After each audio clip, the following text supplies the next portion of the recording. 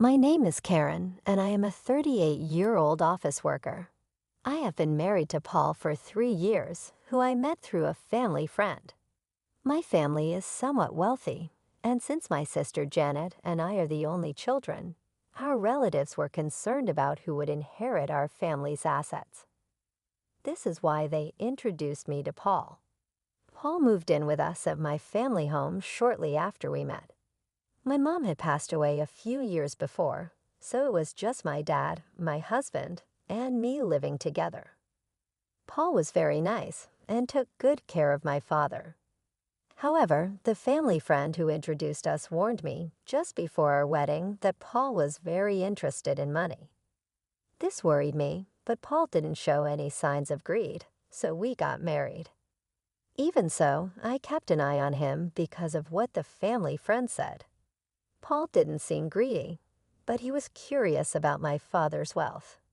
He often asked about it casually when he and my father were drinking together. But since my father spoke openly about it, I wasn't too concerned. Paul also took an interest in my sister Janet, who is 6 years younger than me and very lively and outgoing.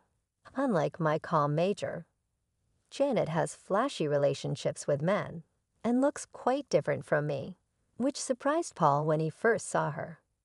Watching Paul be fascinated by Janet, who is so different from me, made me feel uneasy.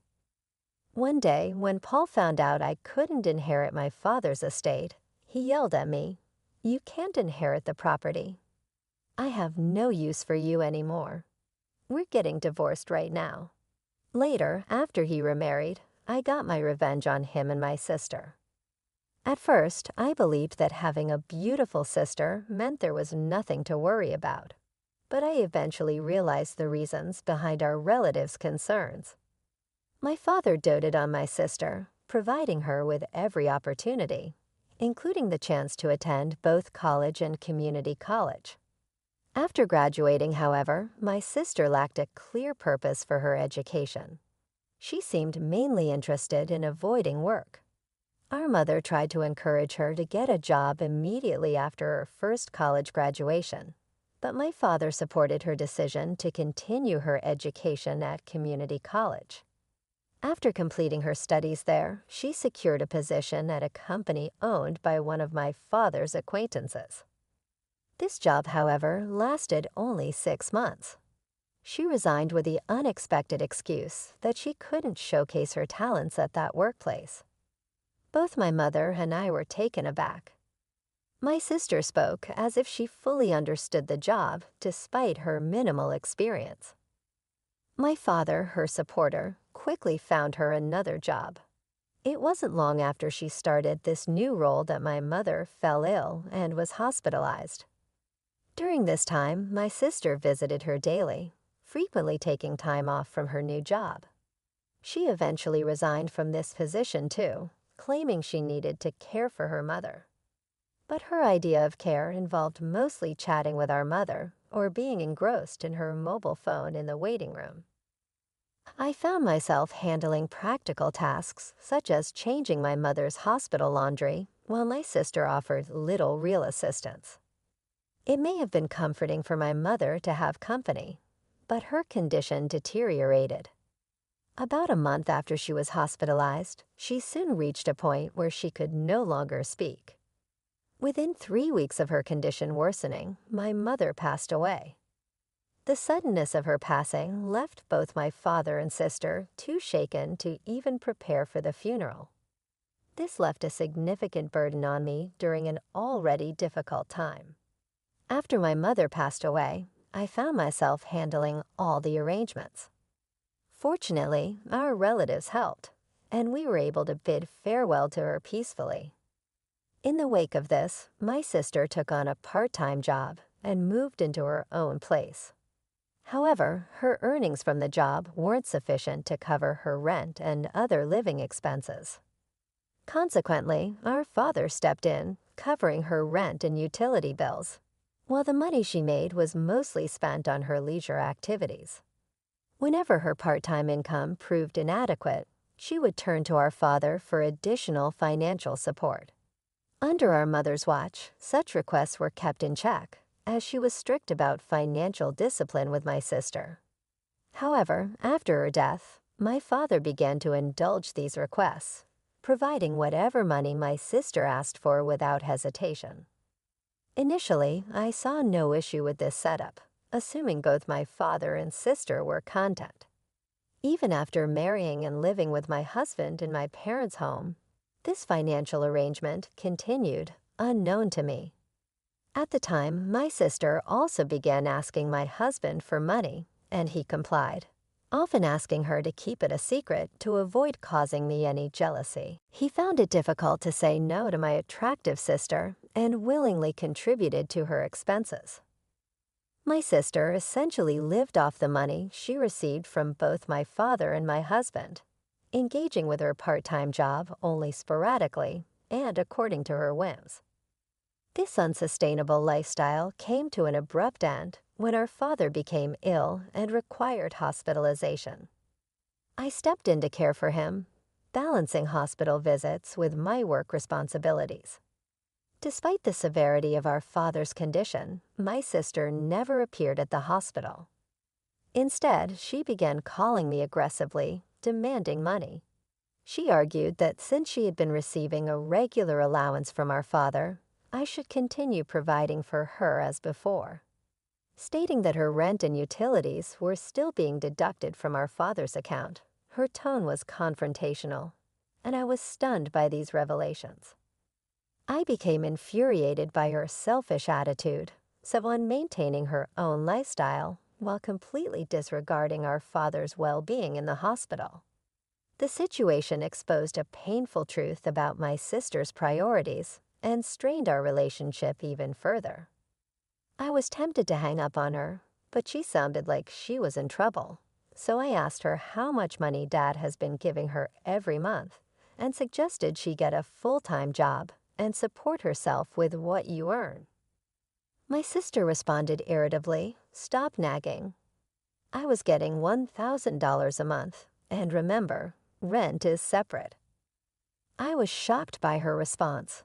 She seemed proud of the amount, and it made me think that if I continued to give her this much money each month, she would never be motivated to work seriously. At first, I didn't see a problem with giving her money, thinking my father would soon recover from his hospitalization.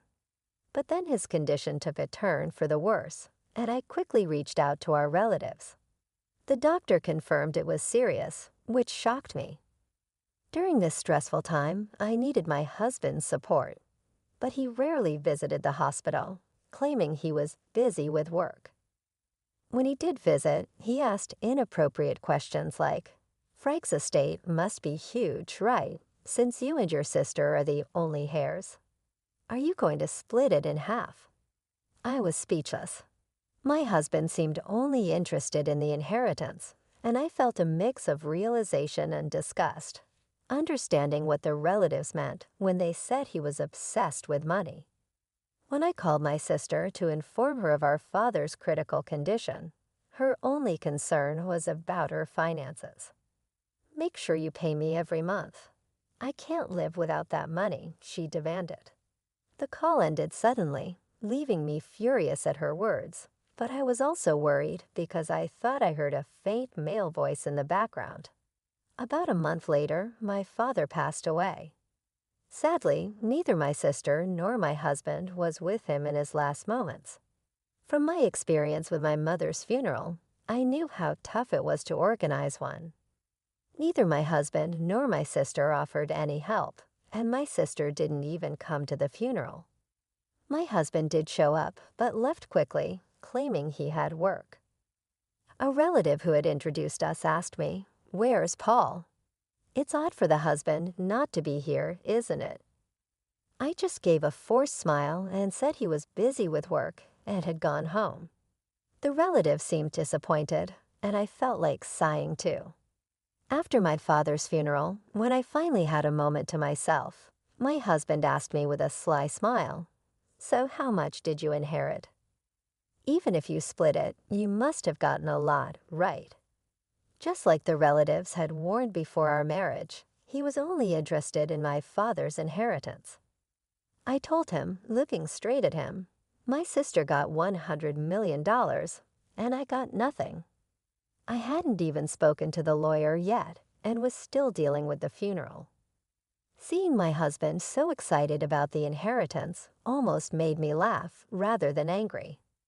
Believing what I said, he immediately shouted, "What? You can't inherit any property. I don't need you anymore.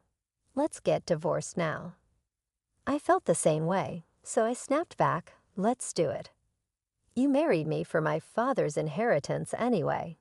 I handed him the divorce papers I had prepared. He seemed surprised, as if he hadn't expected this, but he signed them anyway. As he left the house after signing the divorce papers, he said bitterly, "I'll divorce you, who gets 0, and remarry your sister Janet, who gets the $100 million. And then he left. I didn't care what he said and went ahead with the divorce, happy to be rid of my awful husband. It seemed like he started trying to marry my sister the very next day. A few days later, he called me demandingly. "Do you still believe that story? When will you sort out the inheritance? Hurry up and give Janet the $100 million. He shouted this over the phone. I had been waiting for him to contact me because I didn't want to reach out first after he left. I answered him calmly, "Let's discuss this at my place next Sunday. I'm preparing for the procedure and will be waiting," thinking he was about to receive the inheritance. My ex-husband happily ended the call. However, I was actually looking forward to seeing his reaction when he discovered the truth. On the weekend, my ex-husband and my sister came to my family home and were surprised to see a lawyer there. My ex tried to act normal, thinking, "Of course you need a lawyer when inheriting a lot of money." Then the lawyer looked puzzled at my ex-husband and began, "Compensation claim before we talk about any inheritance." The lawyer then showed my ex-husband several photos of him leaving my sister's house, clearly dated before our divorce was finalized. "These are evidence of infidelity," the lawyer told him. "So you owe compensation." I had overheard him discussing the inheritance with my sister and had asked the lawyer to look into his infidelity. They might have thought I was too distracted by my father's funeral, but my ex-husband and sister were meeting at her place almost daily, giving me plenty of evidence. The topic quickly shifted from inheritance to compensation, leaving my ex-husband and sister shocked. However, my ex-husband recovered quickly and scoffed. "Compensation is nothing compared to the $100 million from the inheritance. I'll pay for it right away." He then signed the compensation documents provided by the lawyer, trying to appear unconcerned and confident. I confirmed everything and told him, "Enjoy your life with my sister who inherited nothing since you signed. I'll make sure you pay the compensation." When they heard there was no inheritance, my sister screamed in shock and her husband turned bright red, angrily saying, "There's no way the inheritance is 0. I won't let you take it all for yourself." The lawyer then calmly began to explain to the furious couple, "Janet is technically the stepdaughter of your late mother and was not legally adopted by your late father. Therefore, there is no legal parent-child relationship, and Janet cannot inherit anything from your father's estate." I'd also explained to my confused sister about our family history. When our parents were married, Janet, you were about a year old, so you probably don't remember. But I do. I was 8 years old when our parents were married, and I was happy to suddenly have a sister. I never imagined that my sister would end up taking my husband. Our parents had children from previous relationships, and someone thought it best for them to remarry. My mother treated me as if I were her own daughter, and my father was very fond of my sister. Maybe because she wasn't his biological daughter, he spoiled her a bit extra, wanting to make sure she felt loved. Although both our parents had children from previous marriages, my mother, who was suspected by some relatives of targeting our wealthy family's assets, refused to legally adopt my sister. The relatives only suggested marriage proposals for me because they knew I was the only one who could legally inherit my father's property. If our parents had had a child together, it might have made things even more complicated. But fortunately or unfortunately, they never did.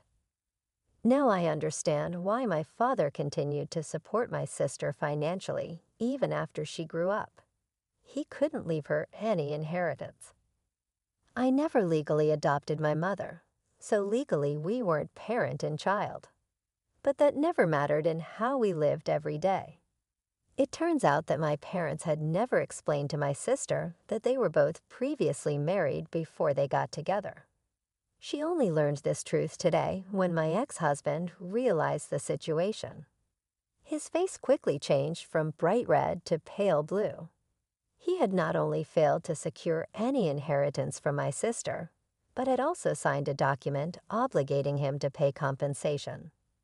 Looking visibly shocked, my ex-husband asked me, "Was what you said about my sister getting $100 million and me getting nothing a lie?" I struggled to hold back my laughter and replied, "Of course it was a lie. I said it to get back at you for cheating on me. Plus, there's no such thing as a bankrupt estate worth $100 million. Even my wealthy father didn't have that kind of money." Suddenly, my sister, who had been quiet until then, screamed out, "I've been relying on Dad's inheritance and have been spending a lot. What about the money Dad used to give me? Will Karen cover it now?" I responded to my sister, who seemed panicked. "You have a dependable husband now, so you shouldn't need that money anymore, should you? Let Paul take care of you." She turned to look at her pale-faced husband, who shook his head and said, "I've also done a lot of shopping expecting to receive the inheritance, so I can't afford it. Plus, I have the compensation to pay. So I'm financially stretched." At that point, my ex-husband began to apologize profusely to me. "Karen, I'm really sorry. It was all my fault. Will you forgive me and consider starting over?" Watching this scene, the lawyer had to stifle his laughter as he prepared to leave. The confidence and arrogance my ex-husband had shown upon arriving had completely evaporated, and his deep apologies now seemed utterly absurd. After we finished our discussion, my ex-husband and my sister left the house looking defeated. Not long after, they divorced. My ex-husband, who had remarried with the intention of gaining an inheritance, suddenly found himself without interest in my sister once the prospect of money was gone. He even muttered to himself that with the compensation payments he owed me, he couldn't possibly support my sister with no assets to his name. It was decided that he would pay the compensation in installments from his monthly paycheck. The lawyer recommended this method as the most practical solution under the circumstances. After my father's passing, the consequences of his indulgent support became painfully apparent. My sister, who had grown accustomed to financial support from our father, found herself in an unenviable position. She was compelled to work part-time jobs which barely paid enough to cover her daily expenses, let alone the mounting debts that loomed over her. Despite her efforts, the financial burden proved too heavy. Eventually overwhelmed by the accumulating debt, she had no choice but to file for personal bankruptcy. In a desperate move to escape her financial woes, she gave up her condominium, disappearing without leaving a trace. As of now, her whereabouts remain unknown, leaving a void in the family that once depended on each other so deeply. The situation underscored a harsh reality. Our father's well-intentioned but ultimately misguided financial support had shielded my sister from the necessity of developing a work ethic and financial independence. This protection, while provided out of love, had left her ill-prepared for the harsh realities of adult life. As for myself, the aftermath of these family troubles and the dissolution of my marriage left me residing alone in the family home. A house that now felt too large and empty, echoing with memories of a happier, more intact family. The solitude, however, provided me with ample time for reflection. It became a period of self-discovery and reassessment of what I truly wanted out of life.